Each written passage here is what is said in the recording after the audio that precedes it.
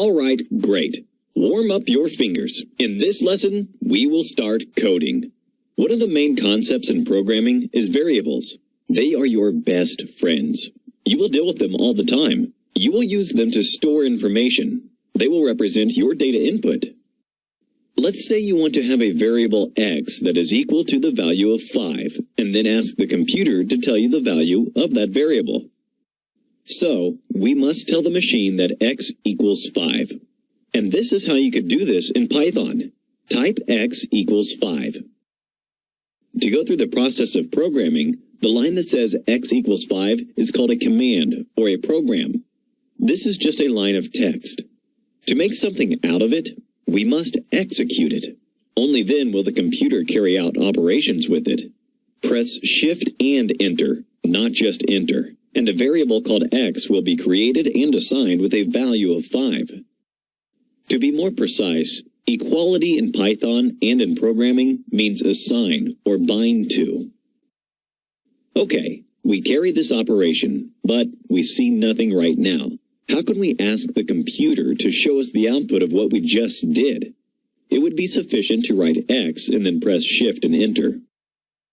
And here's the result, 5. Great. As you can see, typing in a single line of code entails a few concepts of programming simultaneously. In the next few lectures, we'll make sure everything falls in place. Now, let's assign the value 8 to a variable we call y. Alright, Shift plus Enter, and we can check y.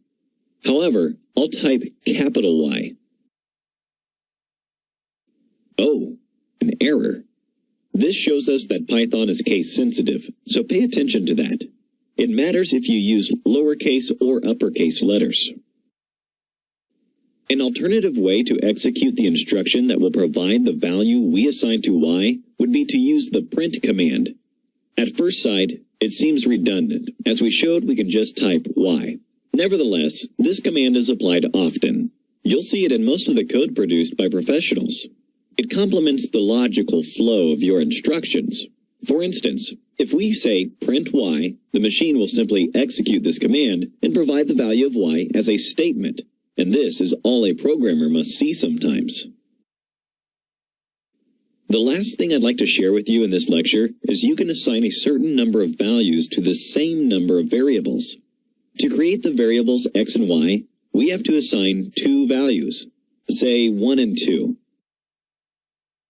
We must separate each of the variables and each of the values with a comma. The parentheses here are not obligatory, but we use them to improve the readability of our code. Now, if I call x or y separately, the computer will correctly give me their respective values. It is very important that the number of variables on that line equals the number of values. Otherwise, you'll get an error message.